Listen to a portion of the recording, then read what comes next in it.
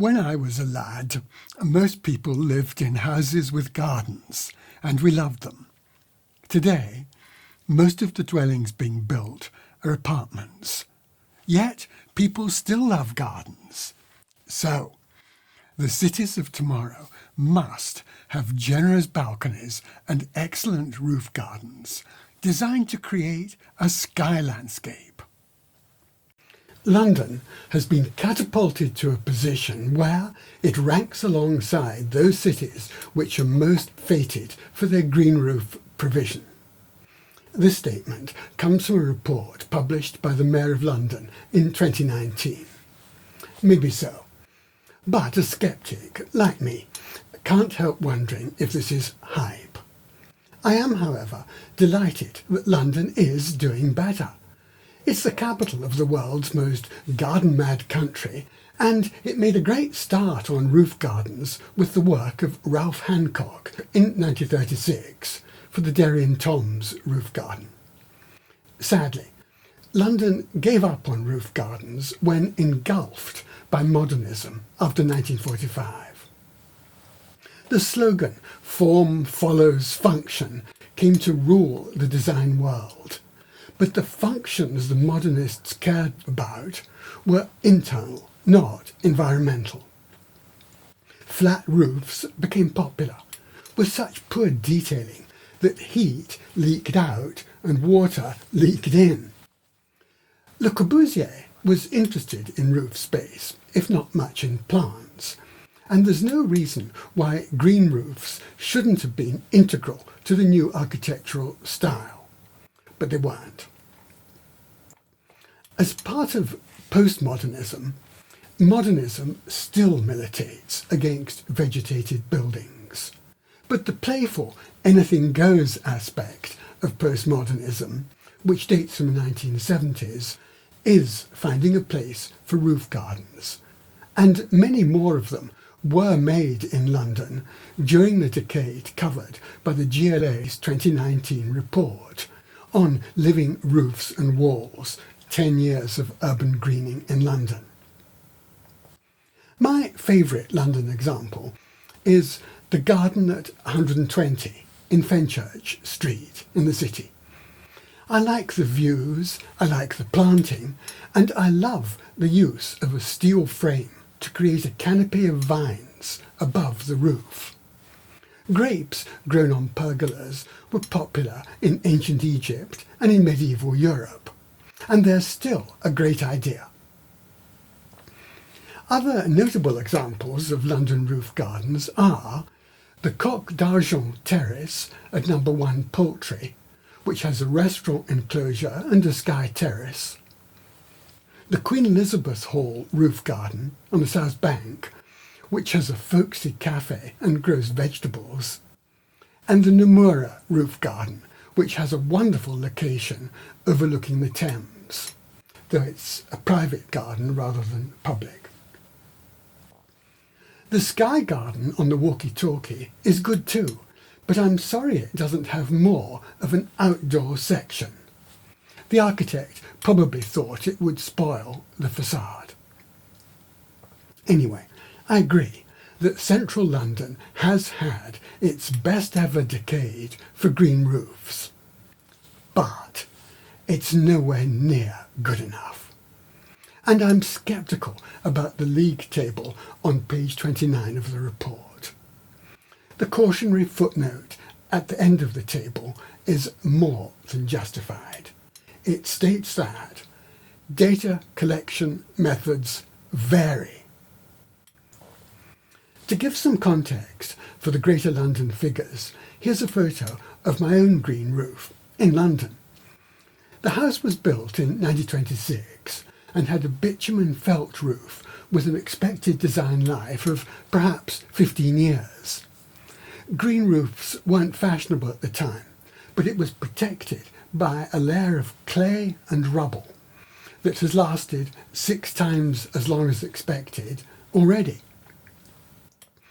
In 1980, I changed the substrate to sand and peat and sowed it with grass seed, mostly Festuca ovina, sheep's fescue. It was then an extensive roof for 35 years. I changed it to a semi-intensive roof because the grass was often scorched in summer.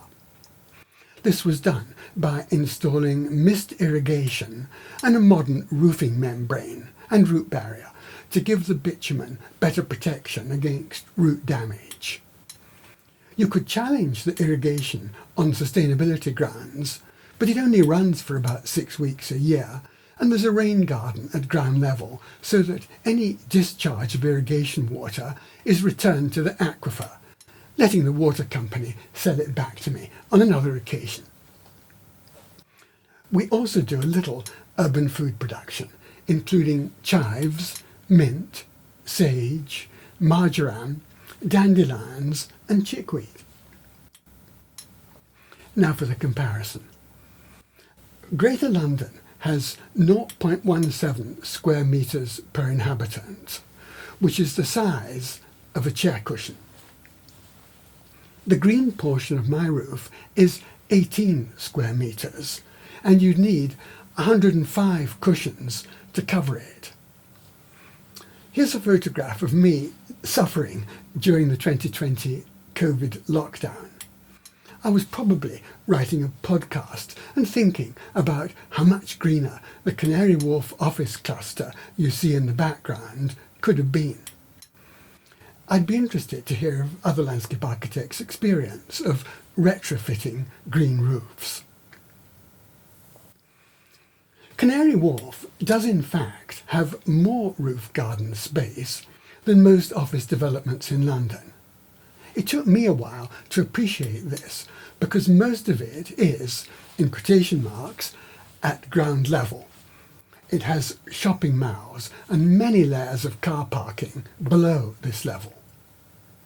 Canary Wharf also has a very good roof garden above the Crossrail station, designed by Gillespie's. It's part glazed and part open to the sky.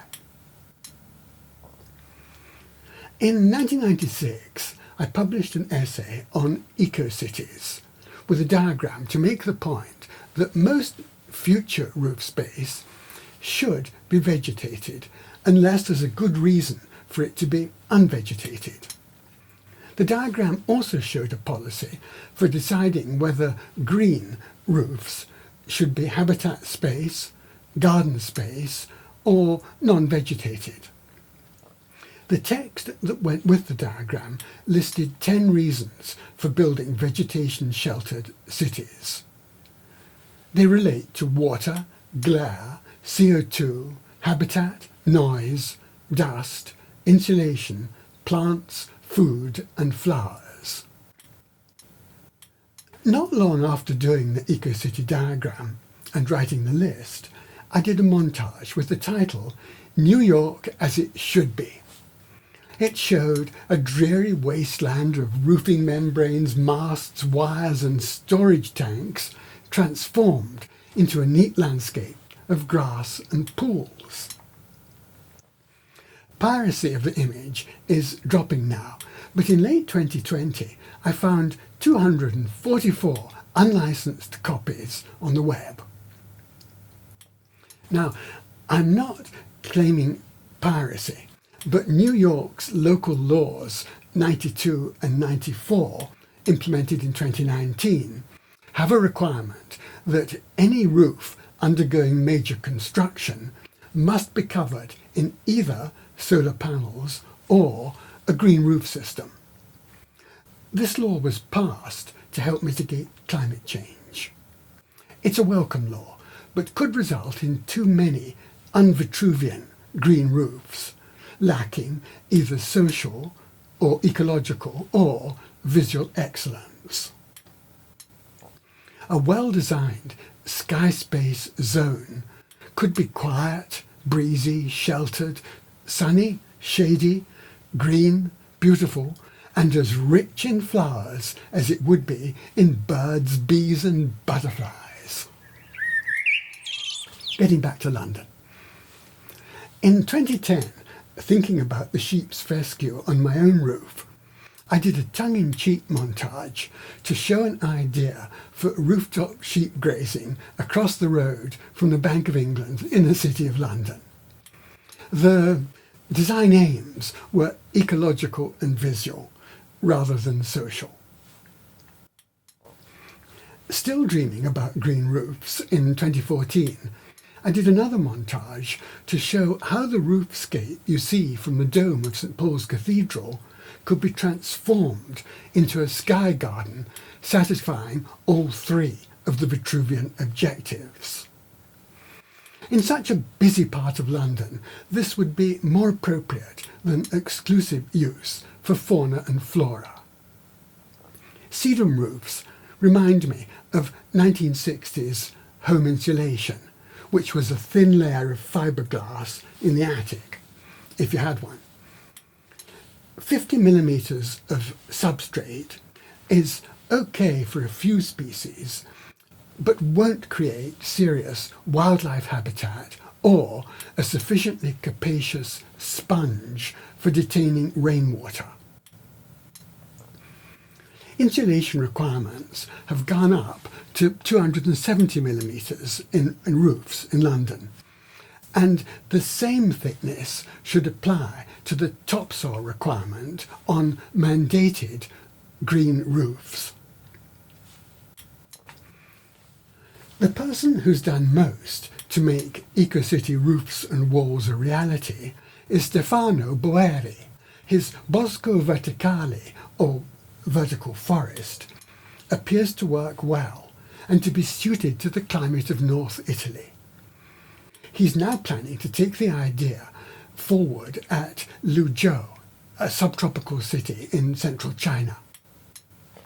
The site area is 1.75 square kilometres, and the planned population is 30,000.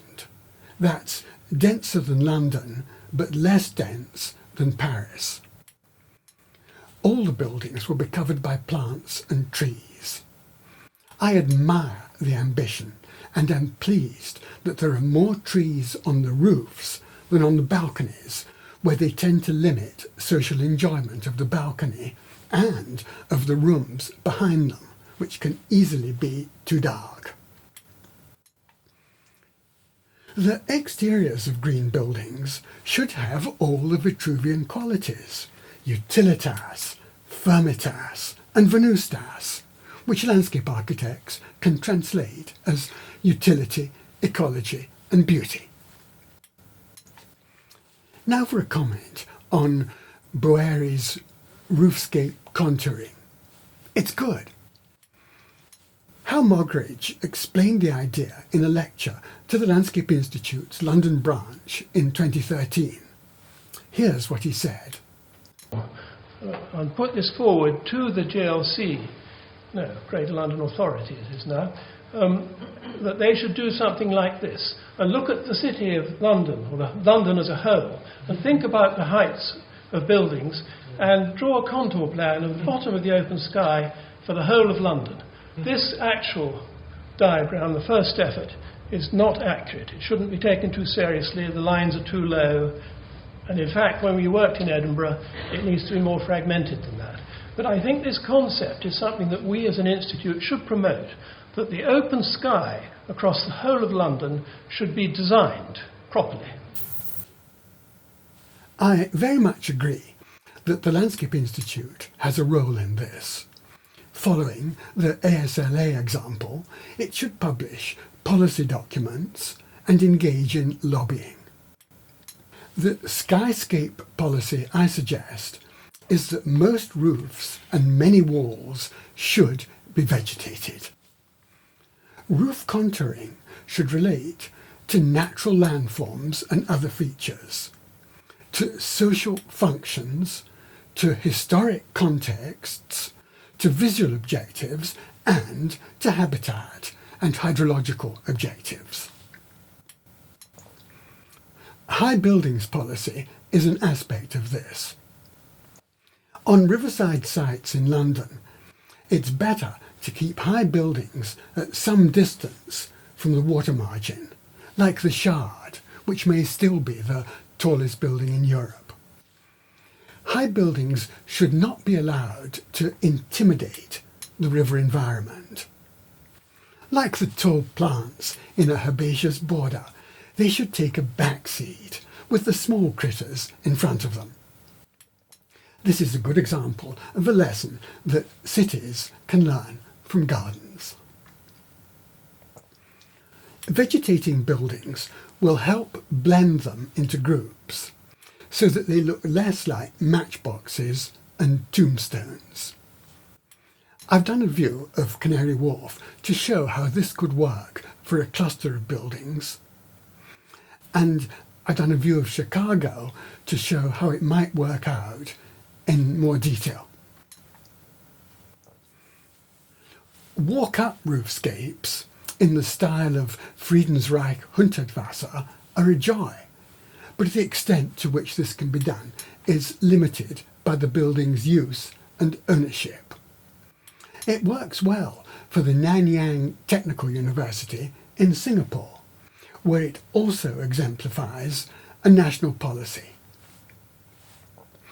Singapore became independent from Britain in 1963 and from Malaysia in 1965. The country faced an uncertain economic future, but was lucky to have Lee Kuan Yew as Prime Minister. Having studied at London and Cambridge, he knew of two cities with a good provision of green open space, and he surely knew of the new towns around London. In 1967, he launched a garden city vision for Singapore, and looking back on it 33 years later, he wrote that to achieve first world standards in a third world region, we set out to transform Singapore into a tropical garden city. So, I searched for some dramatic way to distinguish ourselves from other third world countries. I settled for a clean and green Singapore. Since then, no other project has brought richer rewards to the region.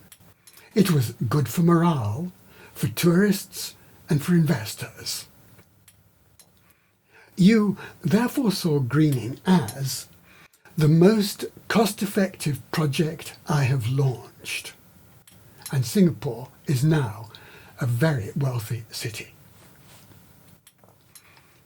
The first phase of the Singapore policy after 1967 was for parks and street trees.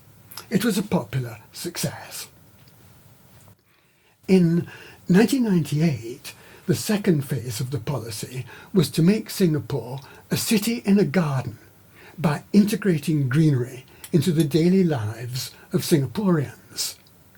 You can compare it to London's 1943 Abercrombie Plan, which was never adopted officially. The third phase, in 2009, was a policy for vegetating urban development projects to replace what is lost when land is developed. So if the area of a development site is 1,000 square metres, the development should have at least 1,000 square metres of replacement planting. The name of this policy is LUSH, L-U-S-H, an acronym for Landscaping and Urban Space for High-Rises. Great name, but I wish the L was for landscape instead of for landscaping. The LUSH policy is implemented by regulations and incentives. The regulations allow more floor area in return for more planting on roofs, walls and sky terraces. The incentives allow the National Parks Board, NPark, to fund up to 50% of the cost.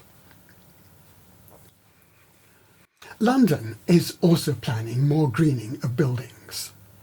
The Mayor's New London Plan, published in 2020, will introduce an urban greening factor for the assessment of development projects. You can compare it with Singapore's LUSH policy, but it only calls for 1/3 as much planting.